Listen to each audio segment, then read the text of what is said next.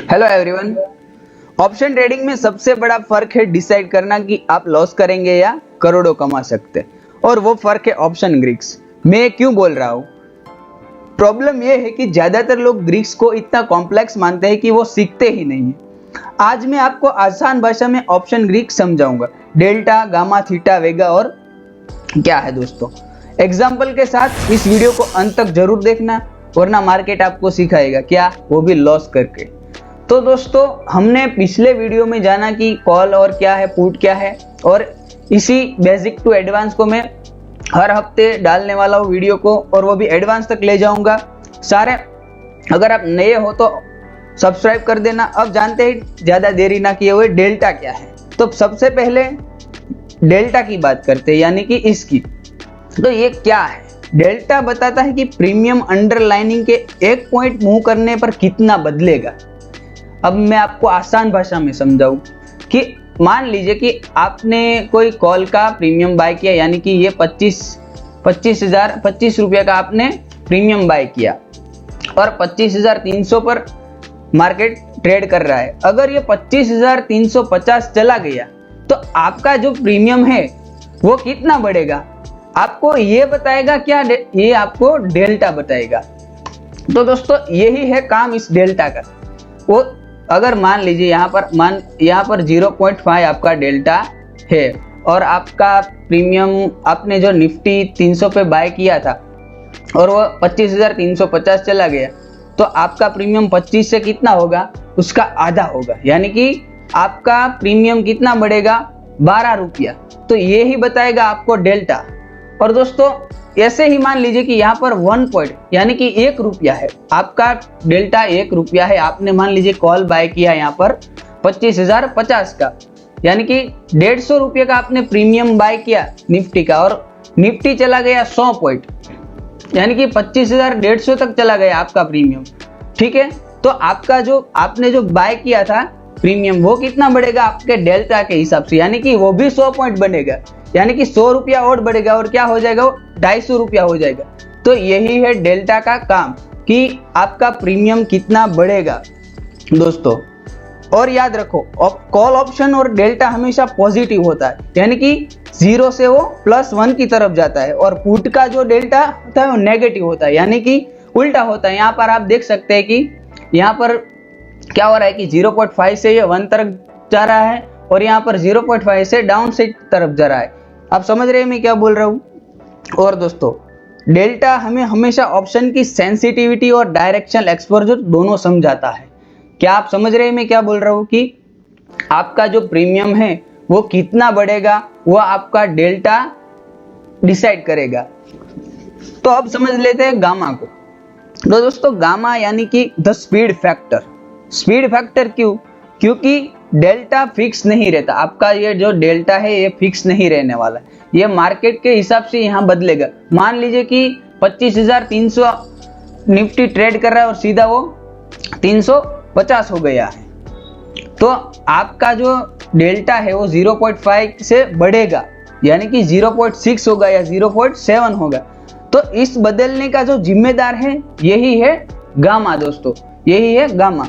वो आपकी स्पीड दर्शाता है, आपके डेल्टा की स्पीड दर्शाता है, यानी कि हाई गामा ज्यादा रिस्क और ज्यादा रिवॉर्ड। अगर आपका गामा ज्यादा है तो आपको रिस्क भी ज्यादा होगा और रिवॉर्ड भी ज्यादा होगा।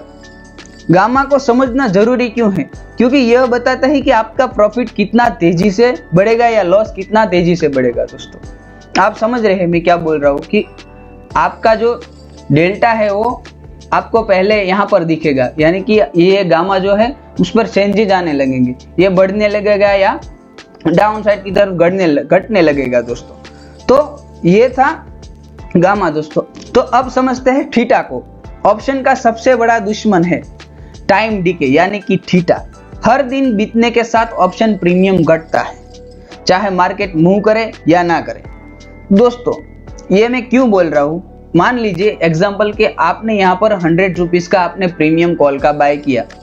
सुबह सुबह आपने यहाँ पर 100 रुपये का बाय किया और मार्केट यहाँ पर स्टेबल रह गया, साइडवेज रह गया, मार्केट ने मूव ही नहीं किया, यानी कि 25,100 से वो 25,000 150 तक ही मूव करता है, यानी कि 50 रुपए की रेंज में ही मार्केट रह गया, तो आपका जो प्रीमियम है वो क्या होगा, यहाँ पर उसका डेल्टा थीटा कितना है 2.4 दोस्तों। तो उसके हिसाब से ये प्रीमियम उसका कम होता जाएगा।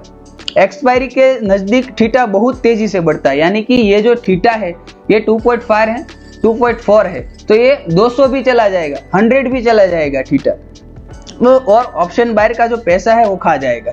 तो आपका जो 100 का आपका प्रीमियम है वो एक दिन एक्सपायरी के नज़दीक आते ही वो 0 हो जाएगा, और यही ऑप्शन सेलर पैसा कमाते हैं दोस्तों। तो अब समझते हैं वेगा को। आपको फिर से बता दूं, आपने थीटा समझ लिया कि जैसे जैसे मार्केट अप मूव नहीं करता या डाउन साइड मूव नहीं करता, यानी कि साइडवेज रह जाता है, लिटरली न्यूट्रल रह जाता है, तो वैसे वैसे आपका जो प्रीमियम है वो क्या होता जाएगा, डीके होता जाएगा, वो कम होता जाएगा। इसी को हम बोलते हैं थीटा, यानी कि टाइम डीके। ये ऑप्शन बायर्स के लिए बहुत ही खतरा है थीटा। तो अब समझ लेते हैं वेगा। वेगा क्या है, तो वॉलेटिलिटी फैक्टर।